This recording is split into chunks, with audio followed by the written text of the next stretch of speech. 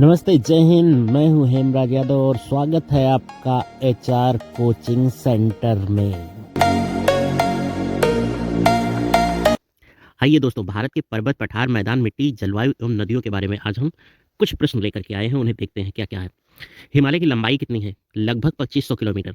दूसरा प्रश्न है, हिमालय का निर्माण कैसे हुआ? प्राचीन टेथिस सागर के निक्षेपों से। हिमालय एक नवीन वलित पर्वत है जिसकी सबसे उत्तरी एवं सबसे ऊंची श्रेणी कौन सी है? तो सबसे उत्तरी और सबसे ऊंची श्रेणी हिमाद्री है। भारत के प्रमुख दर्रे एवं सर्वोच्च शिखर कंचनजंगा किस श्रेणी में अवस्थित है? तो कंचनजंगा भी इसी हिमाद्री श्रेणी में अवस्थित है। प्रश्न नंबर 5, विश्व की सबसे ऊंची चोटी कौन सी है? Mount Everest. माउंट एवरेस्ट की ऊंचाई कितनी है? 8848 मीटर, यानी कि 8848 मीटर। अब कभी कभी प्रश्न आता है 8850 मीटर। माउंट एवरेस्ट को नेपाल में तथा तिब्बत में किस नाम से कहा जाता है? तो नेपाल में माउंट एवरेस्ट को सागर माथा के नाम से जाना जाता है और तिब्बत में कोलोलगमान नाम से जाना जाता है। हिमालय का पाद प्रदेश क्या है? शिवालिक।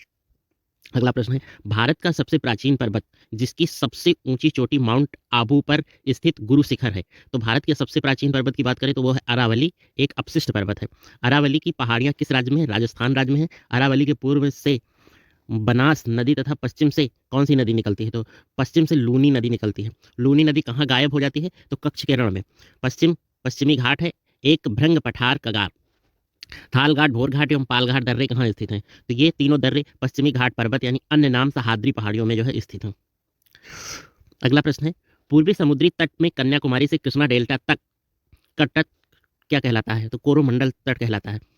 पश्चिमी तट में गुजरात से गोवा तक का तटीय क्षेत्र तथा मंगलौर से कन्याकुमारी तक का तटीय क्षेत्र क्या कहलाता है? तो कोंकण तट कहलाता है या और मालाबार तट कहलाता है। कोडाई कनाल कहाँ स्थित है?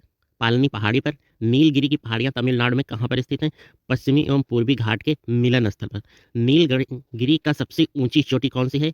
तो दोदा बेटा है। दक्षिण भारत की ऊंची चोटी कौन सी है? अन्नामुदाई। अन्नामुदाई कहाँ स्थित है? अन्नामलाई की पहाड़ियों पर। भारत में सबसे बड़ा पठार कौन सा है? तो दक्कन का पठार है। अगला प्रश्न है, माहिम तट तथा दक्कन पठार कहाँ स्थित है? तो महाराष्ट्र में। भारत का रूर कहलाता है छोटा नागपुर का पठार। अगला प्रश्न है, मालवा का पठार कहाँ स्थित है? तो मालवा का पठार अरावली तथा दक्षिण में विंध्य श्रृंखलाओं के बीच में स्थित है। महेंद्रगिरी कहाँ स्थित है? पूर्वी घाट पर्वत में। नर्मदा एवं ताप्ती के मध्य सतपुड़ा एक ब्लॉक पर्वत है जिसकी सर्वोच्च शिखर कौन सा है? तो धूपगढ़ है। गारो खासी और जयंतिया पहाड़ियां किस राज्य में स्थित हैं? तो मेघालय में। अगला प्रश्न है, धुआंधार जलप्रपात जबलपुर मध्य प्रदेश सतपुड़ा पर्वत क्षेत्र में किस नदी पर स्थित है? तो नर्मदा नदी पर। धुआंधार जलप्रपात किस नदी पर है? नर्मदा नदी पर। अगला प्रश्न है, भारत में सबसे बड़ा नदी मुख किस नदी का है? तो हुगली नदी का है। भारत में विशाल मैदान का निर्माण नदियों द्वारा बहाकर लाई गई कौन सी किससे हुआ है? तो निक्षेपों से हुआ है। पवन द्वारा निर्मित मैदान क्या कहलाता है? तो पेडी प्लेन कहलाता है। भारत की लंबी नदी गंगा है जिसकी उत्पत्ति कहाँ से हुई है? उत्तराखंड स्थित गंगोत्री से हुई है।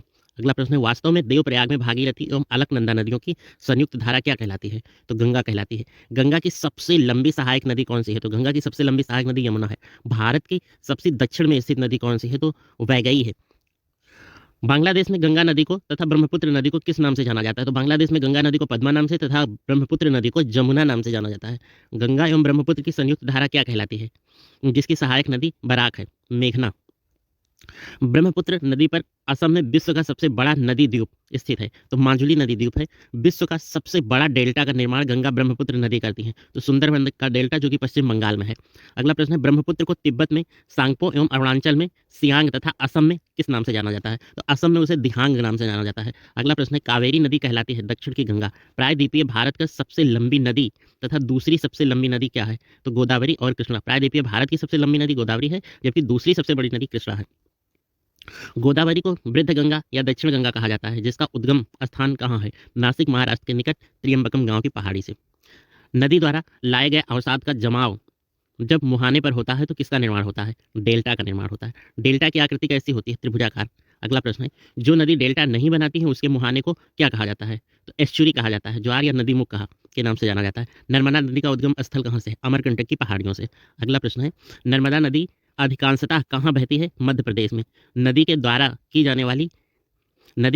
जाने वाली काट छांट की क्रिया अपर्दन तथा उसके जमा करने के लिए क्रिया क्या कहलाता है? तो उसे निक्षेपण कहते हैं। तो ये थे हमारे 50 प्रश्न। अगले 50 प्रश्न का सेट अभी इसमें से हम लेकर के आएंगे आपके लिए अगले वीडियो में। तब तक के लिए अगर आपने मेरा वीडियो चैनल सब्सक्राइब नहीं किया तो सब्सक्राइब करें, लाइक करें, सपोर्ट करें। हम इस तरह से आपके लिए जानकारी ढूँढ कर लाते रहेंगे। जय हिंद दोस्तों।